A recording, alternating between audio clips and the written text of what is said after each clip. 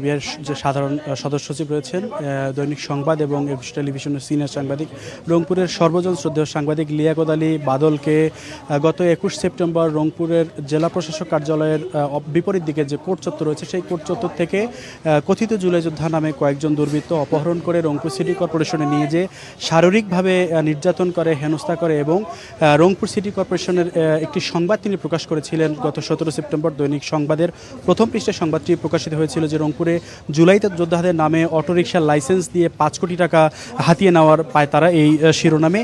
এর ফলে কিন্তু রংপুর সিটি কর্পোরেশনের প্রধান নির্বাহী কর্মকর্তার কাছে এই সাংবাদিক লিয়াকত আলী বাদলকে ক্ষমা চাইতে বাধ্য করানোর চেষ্টা করে কথিত জুলাই যোদ্ধারা। এর পরবর্তীতে কিন্তু স্থানীয় সাংবাদিকরা খবর পেয়ে কিন্তু রংপুর সিটি কর্পোরেশনের অবস্থান নেয় এবং রংপুর সিটি কর্পোরেশনের প্রধান নির্বাহী কর্মকর্তা উম্মে সালমার অপসারণ এবং এই যে দুর্বৃত্তরা এই লিয়াকত আলী বাদলকে অপহরণ করে তাদের শাস্তির দাবি করে এবং পুলিশ প্রশাসন গ্রেপ্তারের দাবি জানায়।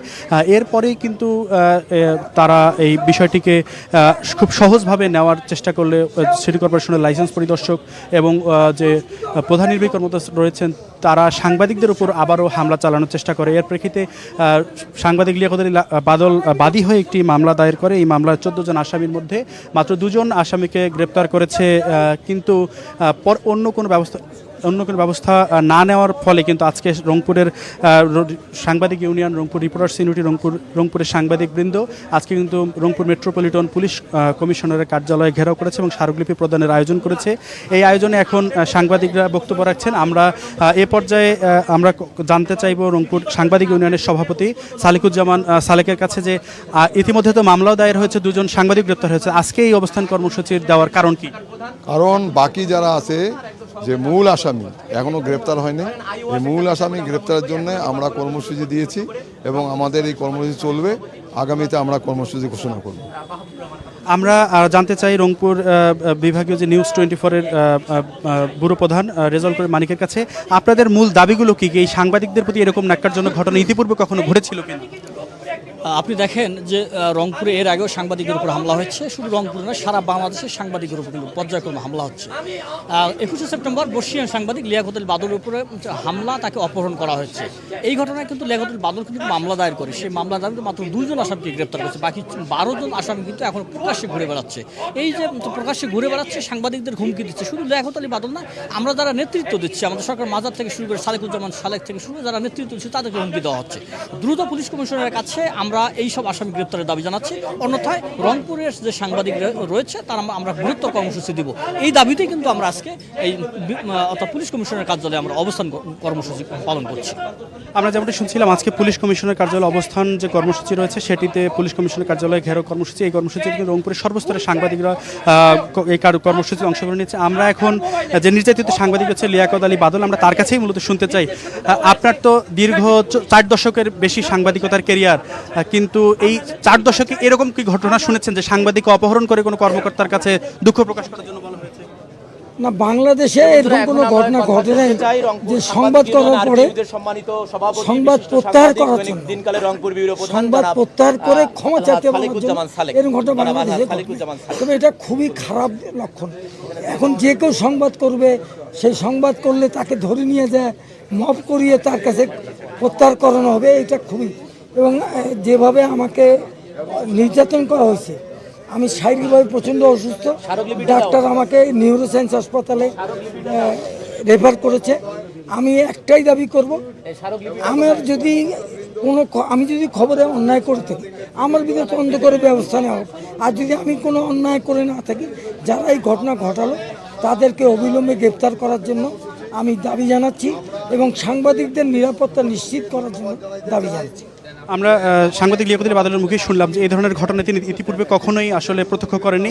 আমরা রংপুর সাংবাদিক ইউনিয়নের সাধারণ সম্পাদক এবং যমুনা টেলিভিশনের ব্যুরো প্রধান মাজহারুল মান্নানের কাছে জানতে চাই যে এই সাংবাদিক সুরক্ষা আইন আসলে কতটা গুরুত্বপূর্ণ, আমরা যেভাবে প্রতিনিয়ত সাংবাদিক নির্যাতনের ঘটনা শুনে আসছি। দেখুন রাফিন, বিষয়টা তো খুবই উদ্বেগজনক যে ধরেন একজন সাংবাদিক তিনি একটি খবর করলেন, সেই খবরটা তার ভুল হয়েছে, এজন্য তাকে ক্ষমা চাইতে হবে, সেজন্য তাকে একটা জায়গা থেকে দিনে প্রকাশ্যে অপহরণ করে নিয়ে গিয়ে আবার সেই কর্মকর্তার রুমের সামনে গিয়ে রাখা হচ্ছে, তাকে নির্যাতন করা হচ্ছে। এই সিনারিওটা আপনি ভাবেন তাহলে সাংবাদিকতাটা কোথায়? তাহলে কি আমরা কথা বলবো না? তাহলে কি আমরা লিখবো না? তাহলে কি আমরা সম্প্রচার করবো না খবর? এটি উদ্বেগজনক।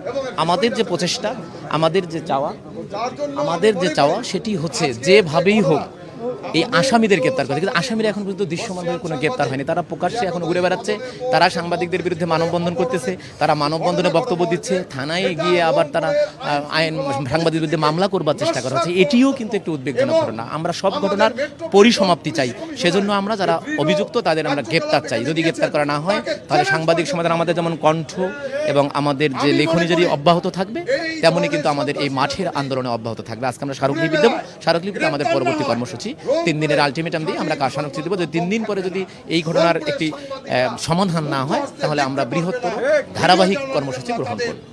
রংপুরের সম্মিলিত সাংবাদিক সমাজ কিন্তু আজ এই কর্মসূচিতে অবস্থান নিয়েছে।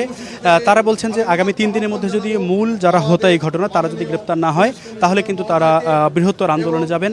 আমরা এখন কথা বলবো এখন টেলিভিশনের ব্যুরো প্রধান মোকাররম হোসেনের সাথে। মূলত আমি জানতে চাই যে এই ঘটনার কি যারা এই কথিত জুলাই যোদ্ধা বা সন্ত্রাসী দুর্বৃত্তায়ন তাদের এককভাবেই হয়েছে, নাকি আপনি কি মনে করেন যে পিছনে কার হাত আছে, বিশেষ করে সিটি কর্পোরেশনের যে নির্বাহী কর্মকর্তা উমেদ সালমান? প্রশাসনের কর্মকর্তাদের যে অপেশাদার আচরণ, তার আচরণের পরিমাণ কি কতটা খারাপ হতে পারে তার বড় উদাহরণ কিন্তু বাদল ভাইয়ের ঘটনাটি।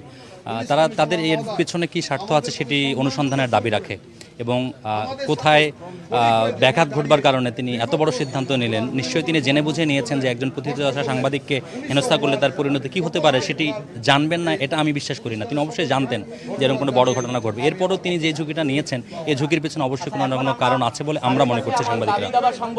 মূলত এই রংপুর সম্মিলিত সাংবাদিক সমাজের সদস্য সচিব যে লিয়াকত আলী বাদল, তাকে নির্যাতনের ঘটনায় কিন্তু এখন সাংবাদিকরা কিন্তু স্মারকলিপি তুলে দিচ্ছে রংপুর মেট্রোপলিটন পুলিশ কমিশনারের হাতে।